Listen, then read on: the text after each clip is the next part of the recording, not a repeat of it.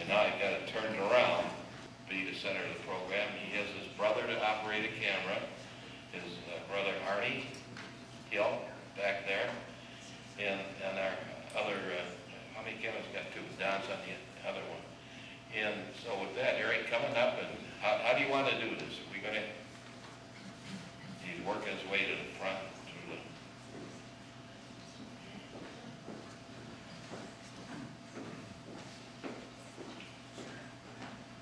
Have fun.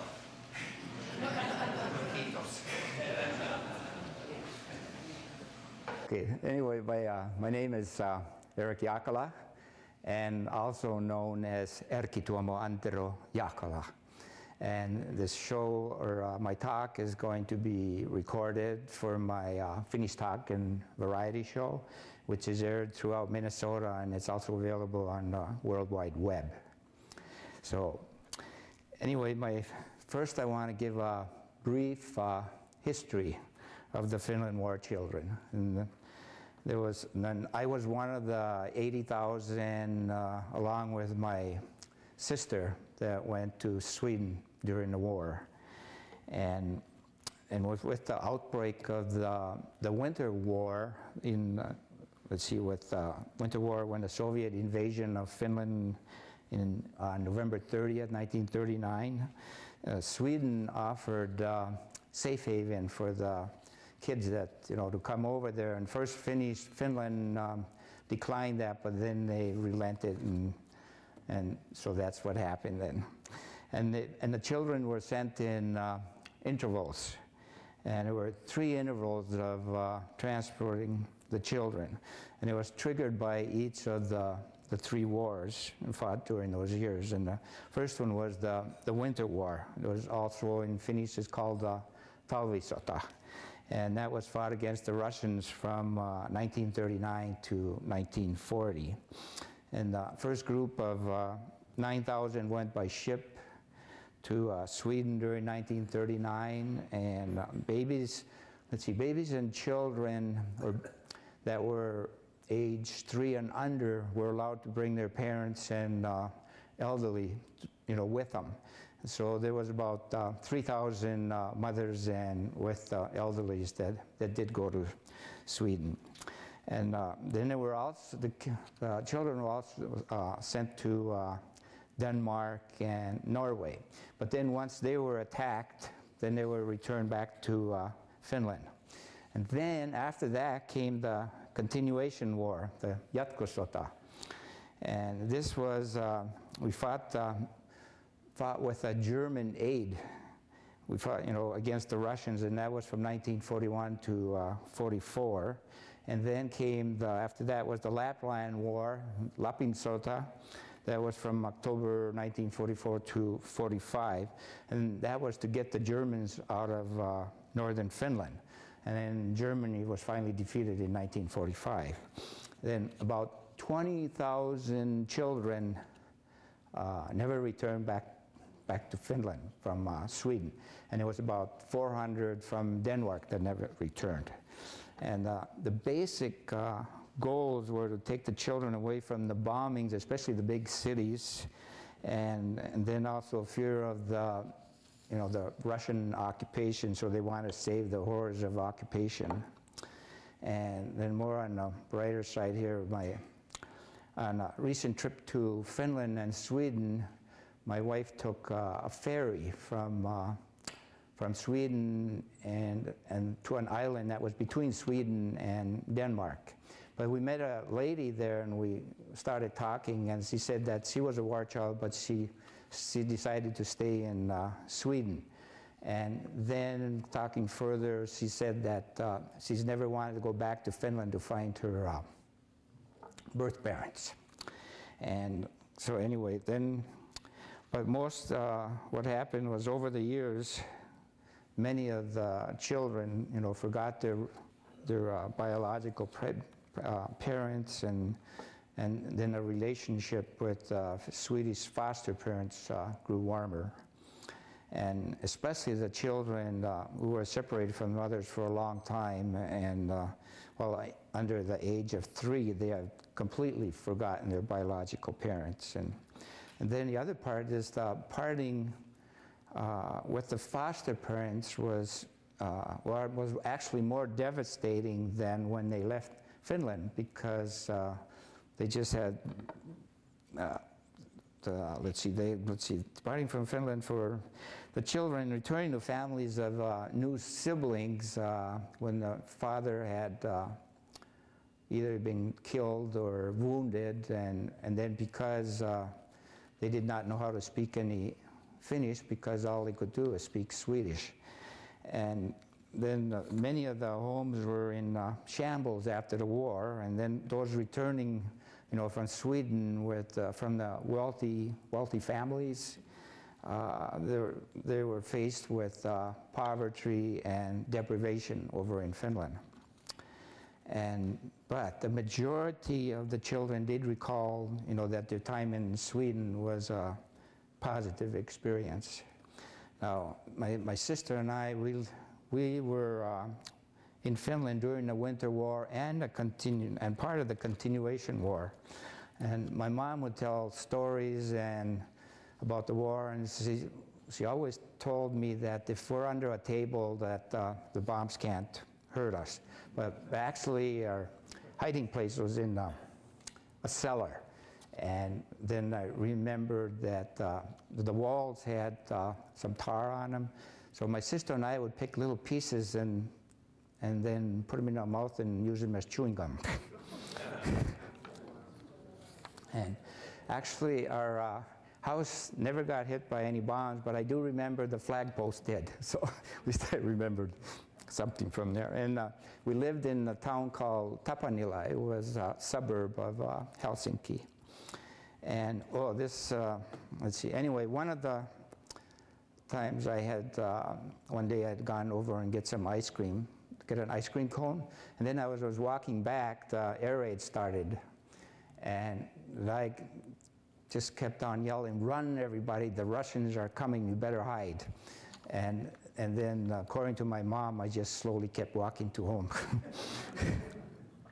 And then, let's see, one other memory is Airi and we really got in trouble with my mom because she had just cleaned the house and the kitchen was spick and span, and what I managed to do was go into the stove and get the soot, and I put it all over my sister and myself, and it was all over the kitchen. So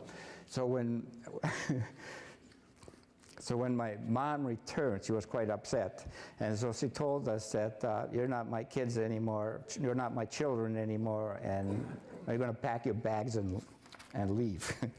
So anyway, we had our bags, and as we kept walking hand in hand down the street, then my mom came and got us and said that, you know, never do that again.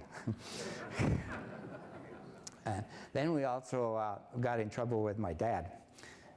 My sister and I would, I don't know, maybe we're just emulating because Dad smoked. But anyway, what we did, we made our homemade cigarettes, made it out of grass, and wrapped them up in paper. And but after that, then he made me promise, never smoke again. And so far, I've kept that promise. Then one other, funny how I remember these things, but one other time was when I was in bed, I heard this tapping on a window, and what it was a German soldier out there, and my mom went out there with an axe and chased him away. Good thing it wasn't a Russian. And now anyway, because of the heavy bombing in Helsinki and the suburbs, our parents decided to drive us over to a central part of Finland, and the community, or the farm community, was called Alajärvi, and then we stayed with our grandparents. And it was a safer area of Finland because they weren't directing a bombing to farmlands. And then on September 4th, 1944, ceasefire was agreed, and Finland signed a peace treaty with the Russians on September 19th. But according to the peace treaty, what Finland had to do was get the Germans out of the northern Finland. And this led to the Lapland War. And then it became unsafe for us to stay in Alajärvi also. Then what the parents decided was to have us, send us out to Sweden and wait out the remainder of the war. And we left in the fall of 1944 on a freighter from Helsinki to Sweden. And I was 6 and my sister was 5. And Arni, my younger brother, he got to stay in Finland. He was only 2 years old. But on the ship, anyway, it was not totally safe to travel on a freighter because the Russians were bombing ships also, but we made it. And one thing I remembered, we were walking in a single file, and then we were tied with the little pieces of rope to each other. And while we were boarding the ship and it was going in. And then the only food that I can remember having, I'm sure we had all kinds, but one that sticks to the taste anyway, is the salami. And so whenever I eat the salami here, it reminds me of that time, because I guess you don't forget the taste of things. And then our sleeping quarters, there were bunk beds. I think there were about, I don't think they were more than 3 high, but there were at least three bunks high. And the sea was very rough. We just didn't luck out on that because it could have been calm. But many children became sick, and my sister became really seasick also, but I did not. So maybe that's why when I go on different cruises, so even though if the weather's bad, I don't get sick. I don't know. But anyway, she had a premonition that maybe the things are not going to be good in Sweden because of what happened on the ship, with the storm. And then when we arrived in Stockholm, and we took a train to a town called Ronneby, and that was located in the southern part of Sweden. And there were about 10 children that got off, including my sister, and it was accompanied by some adult chaperones. And then this is what I received following recollections by my Swedish sister Eva. So she sent that, I got it in an email. So anyway, so here goes the recollections, because a lot of this I wouldn't remember anyway, but it's a good thing that she sent this, so I got quite a bit of info. So anyway, on my neck, on arrival, on my neck was a large name tag with my name and also name of Gustav and Sigrid Matchen. They're the foster home that I stayed with. And I was wearing boots and breeches and a small jacket, and then on one hand I had a small suitcase with some clothes, and it also had a picture of my mother. And an agency then kept the information with them until, as long as we stayed with Matchen family. And Gustav and Sigrid, they also had a daughter named Eva, and Eva was born in 1927, and I was born in 1938. So she was actually 17, and I was 6. And then the Matchen family, they lived a few miles north of Ronneby in a community called Kallinge. And I stayed slightly more than 2 years with them from 1944 to 1946. But I did not know the foster parents that my sister Airi went to. But she was not far from where I lived. And after talking with Airi a couple of weeks ago, I wanted to get her to see what she could remember. And that was not good. But anyway, she said that her foster mom was a nurse, and then she had a daughter that was a year older. And then when I arrived over there, the first thing that she did, she took the mom took the nice clothes from my sister and gave it to her daughter. And the other thing, she was not allowed to come and see me for some reason or another, and she got spanked often. And then, let's see, when writing letters back to Finland, my mom had said, especially to Airi, that if things were going good, draw a picture of a house. And if things were going bad, draw a picture of a boat. So that way. And then after the meeting, at the Ronneby, I was quite shy. And of course, I couldn't speak any Swedish, but I ran directly over to Gustav and hugged him. So that was a good thing. And then from after that, we went from to Matson family. We went to a taxi from there to a home of it was a Donald Berga, and that's where I had my first meal, and it was fried eggs, bacon, potatoes, and bread. And then we traveled to Matson's house, and it was a large house, 3 stories, and I got to sleep or stay with Gustav and Ingrid on the 2nd floor in the same room as they were in. But I was still, shy and reclusive, and I had great confidence, in the family, but I was worried that I was going to be giving away to somebody else. And so I demonstrated this by, when they went to visiting friends, I refused to go.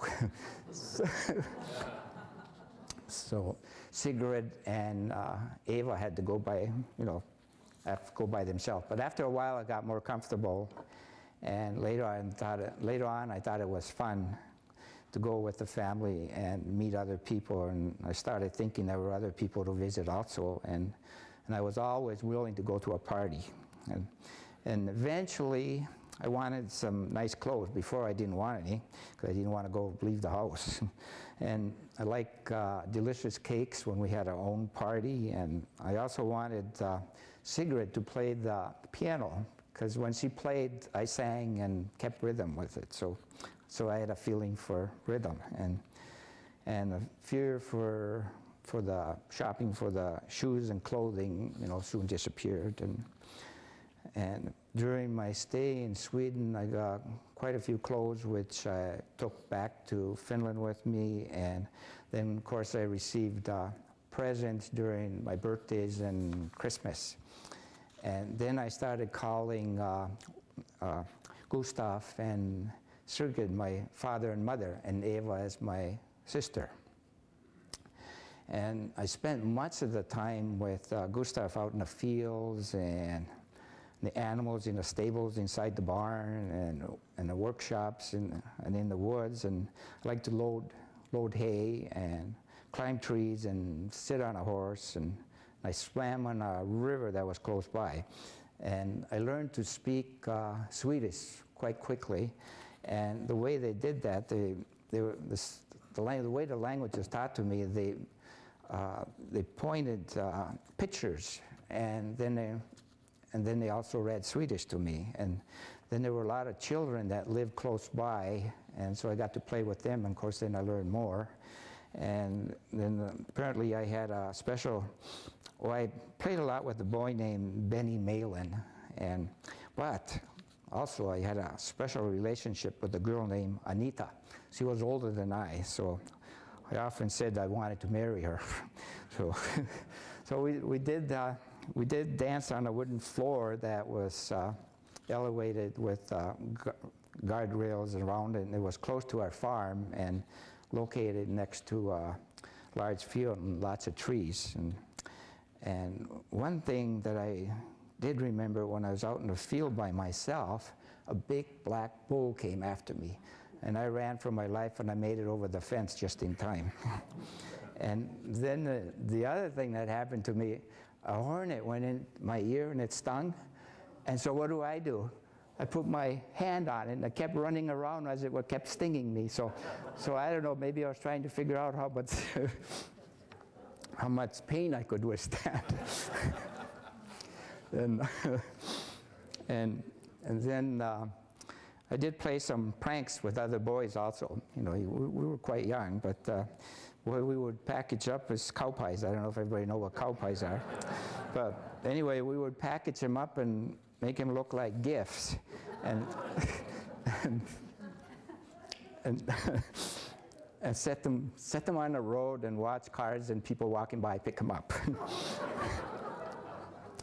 And the other thing I remembered, because we had geese, and I was really scared of them because they come after you and they hiss. And then although the turkeys were just as big as I was, or bigger actually. And then the other thing I remember was my sister came to visit, trying to find me. She didn't know where I was, but somehow, I don't know how, but she found me. And she was on a bike, and then she wouldn't let me ride it anyways at first, so I just ran away. And then she got really in big trouble when she went back for taking the bike, because she wasn't actually supposed to leave where she was. And the thing, the family that she stayed with, they made her work like a slave, and they would punish her by locking her in a bathroom, and then that's how she got her meals. She had to eat them inside the bathroom that was locked up. And but anyway, so that's what happened now. So she definitely did not have a good experience over there. And then Gustav and Sigrid, they kept contact with my parents in Finland, and what they did, well, they wrote letters, but there was somebody that, a Swedish family in Finland that lived close by our family, and so they were able to translate the letters to my folks, and then when they sent letters over here, then it was translated into Swedish. And then, let's see, what was that? I'm trying to think here. Okay, my dad came to visit me in summer of 1945, and then my mom came in May of 1946. And the reason she did that was, to get acquainted with me, because what the history was, a lot of kids forgot their parents. So, but I was one of them too. I didn't want to go back to Finland. So the way they did that without me getting all riled up and crying and all that stuff, they took Eva. She came along. So as long as she came along, everything was fine. And then our journey back to Helsinki was on a ferry. It's similar to a cruise ship, so it wasn't one of these freighters. And then when my father and mother picked us up, I got to sit on the lap of my father while he was driving home.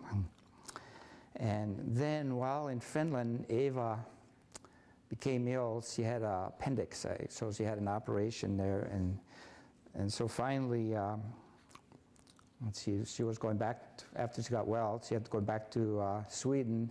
And then I told her to make sure that I tell Anita that I miss her. And so I cried a lot when she left, but that was much easier than going the other route before. So she saved the day by coming along. And then I attended Swedish Finnish school, so I had to relearn the Finnish language, because I couldn't speak any Finnish when I came back, and so I'd completely forgotten about it. And then next year, my mom and dad got divorced, and then Airi and I went back to live with my grandparents again in Alajärvi. And then my mom decided to go to U.S. to find a better opportunity for us, and she had a visitor's permit. It was for 90 days, so she had to get married in 90 days in order to stay there. And well, she met a widow, so that's who she ended up marrying. And then Airi and I, we had to wait till all the paperwork was done, getting the visa, so we could come, and join her. But then during that time, I got to play with, we had neighbors, and they had lots of kids and girls and daughters. But anyway, the other part was we did go to school, and then in the winter it was really cold, and my sister was saying that she still had to wear a short skirt, but then she wore long wool socks. But I don't know, there must have been a rule that you couldn't wear slacks for girls. And here I go again, and I like one of the neighbor girls. Their name was Sanni. And she was 4 years older than I was, and guess what? I asked her father if I could marry her. Maybe I must have liked her, and he said I could if I helped out on the field. So I agreed to that. So I was out in the fields working all summer long. And then in between, then of course I had to go my grandfather's place and work there too. And we had these small sickles. We started cutting the wheat, you know, from one end of the field. And but anyway, as I was cutting, I did manage to, I still have a scar right here, because then looking at it, just when they do that sickle, it really comes close to your finger. Well, I managed to cut it, but at least I didn't cut it off. And my sister was doing the same, you know, she had a sickle too, so they had us working. And let's see. Oh, and then whenever possible, I would sneak out of the grandparents' home and go dancing with Sunday, which the dance hall was close by. It was actually a lava, you know, on a thing, so that was easy to get to. But anyway, I was not allowed to do that, but I snuck out and did it anyway. And then eventually our visas were approved, and my sister and I, we left for U.S. It was a DC-6, a 4-engine prop plane, in October of 1949. And we made headlines in the newspapers in Finland and all over USA because it was just my sister, Airi, was age 9, was 11, and traveling alone to reunite with my mother in Nashwauk. And Nashwauk is about 180 miles north of here. And then on a drive from Minneapolis to Nashwauk, my mom had a big bag of bananas, and I think I ate them all, probably. There was probably ate too many of them, but anyway, my favorite fruit in Sweden was a pear. So whenever I eat a pear over here, it reminds me of Sweden. So it's just like that taste never goes away. And then when I visit my cousin Hillary, in Sweden, they had the most awesome ice cream. It's pear flavored. I don't think you can get it here, but it's good. And now we had to learn new language again. And we started in grade 1, and otherwise we're also in grade 3. But I still can remember being in grade 1 with all these tiny little kids. And then when they were speaking, you know, doing English, well, in Finland, there are no silent letters. Everything's pronounced, and I couldn't figure that out. You know, but anyway, I did manage to learn. And finally, then let's see, we skipped sixth grade and went from 6th to 8th grade, so that helped graduate a little bit sooner. And then I graduated in Nashwauk High School in 1958 and attended Hibbing Junior College. And I wanted to be an airline pilot, but because of, especially memories of when I arrived in the U.S., they had a captain's hat on, you know, airline captain's hat on me and all that. And so then I took flight training and exams for a commercial pilot license, and so I passed everything and got a single engine rating. And then I was also working at the time on my instrument training. But after my moving to the Twin Cities, my plan was to work for 3M and then apply for the flight training, you know, with Republic Airlines. But what happened was my car didn't start one day, and so some fellow worker came and picked me up, and we got in an accident, and I had a concussion, and I had severe headaches for 2 years, and as a result, then I stayed with 3M for 37 years, and I was only going to work for the summer, so I procrastinated. So anyway, I retired in 1999. And now I have a short video with the reunion with Eva, and that was in 1999, and it was the first time we've been seeing each other since 1946. And there are also short segments there of Finland, including the war bunkers from the Winter War and the World War II, and including segments of Helsinki, Finland, and the Russian trucks on the highway traveling to Russia. I think they were going to Leningrad. And then I recently talked to my cousin in Finland, And what she mentioned, that she saw an article in the newspaper that Sweden was planning on paying 27,000 euros to Finland for the purpose of distributing to the war children that were mistreated in Sweden. Now, she's doing further investigation on that, so I'll hear that later on, so whatever the outcome is. And so other than that, thanks for coming for my presentation, and then I'll answer any questions, after the...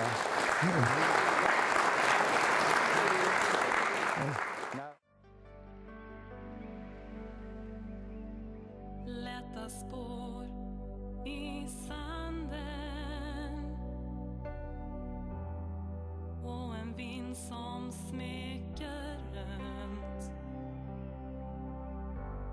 Jag är så lycklig att jag fann den lyckan som jag alltid drömt. Så kom närmre mig, låt mig värma dig.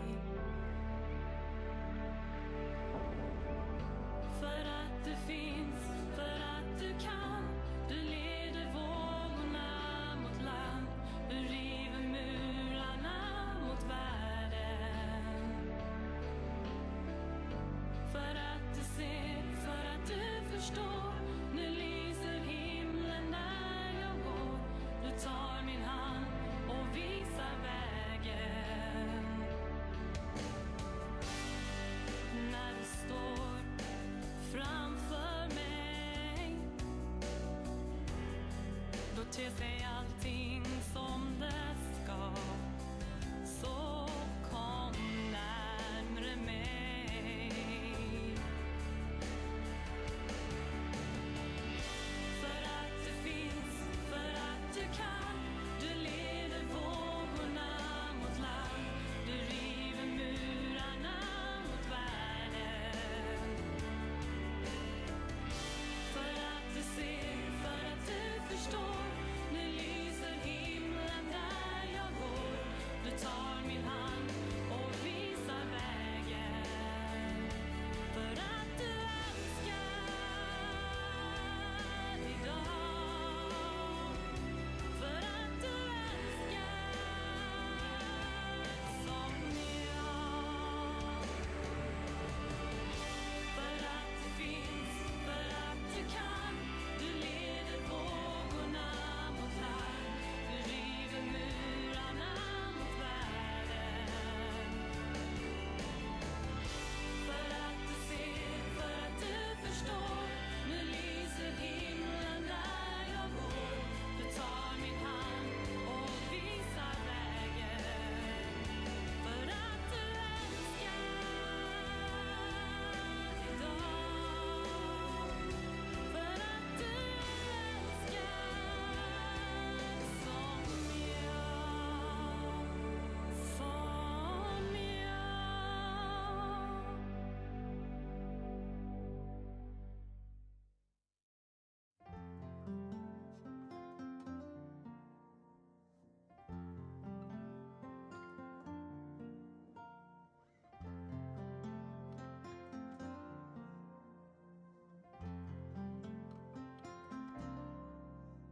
du finns alltid i mina tankar. Jag ser dig vart jag än går. Min själ har funnit sin like.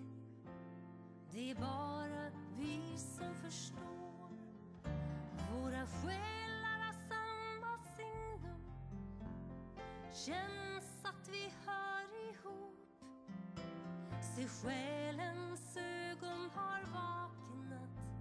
Vi öppnar kärlekens port. En evig tid kan själar vandra kring. Söker överallt men finner ingenting. I våra ögon finns en hemlighet.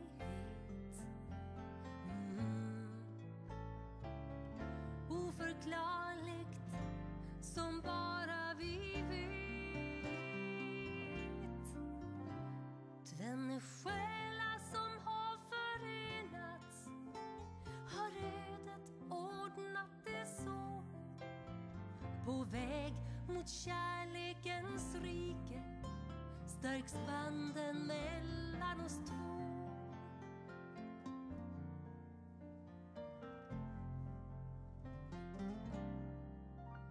Du finns alltid i mina tankar. Jag ser dig vart jag än går. Min själ har funnit sin like. Det är bara vi som förstår. Våra själar har samma signusögon har vaken. Kasarmimme eessä suuri portti on. Mi illan pimetessä jää lyhdyn valohon. Sen luona jälleen tavataan ja lyhdyn alla haastellaan. Kuin ennen Liisa pien, kuin ennen Liisa pien.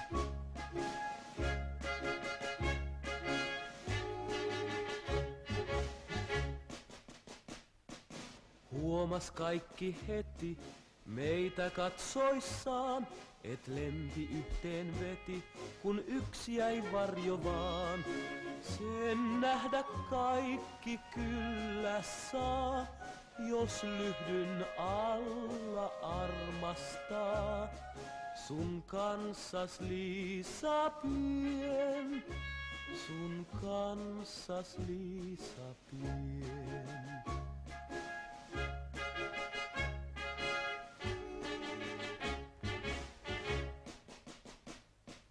Iltahuudon hetki liian pian sai, vois tulla kalliks retki, siks kohta lähden kai. Sulle nyt lausun näkemiin, vaik tahtoisin mä kaupunkiin. Sun kanssas Liisa pien, sun kanssas Liisa pien.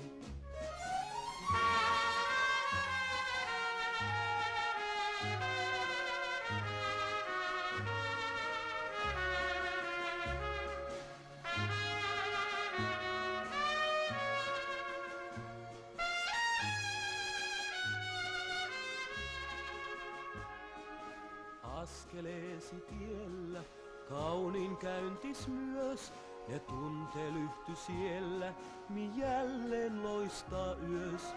Jos en mä palaa luokses lain, ken lyhdyn alla seisoo ain. Sun kanssas Liisa pien, sun kanssas Liisa pien.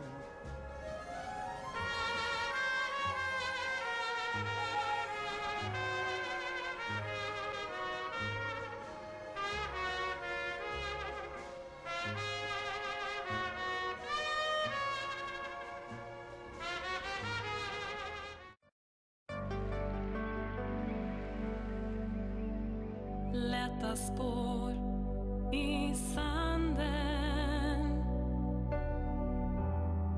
och en vind som smeker ömt.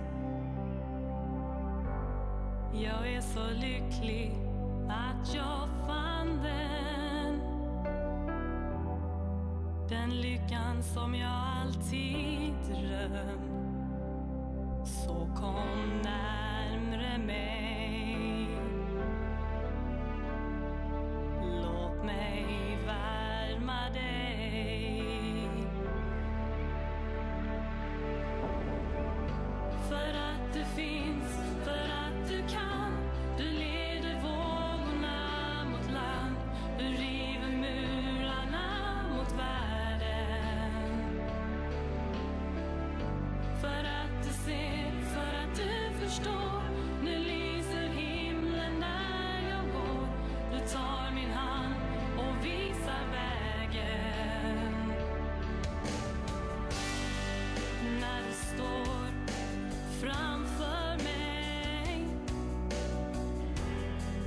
ter sig allting som det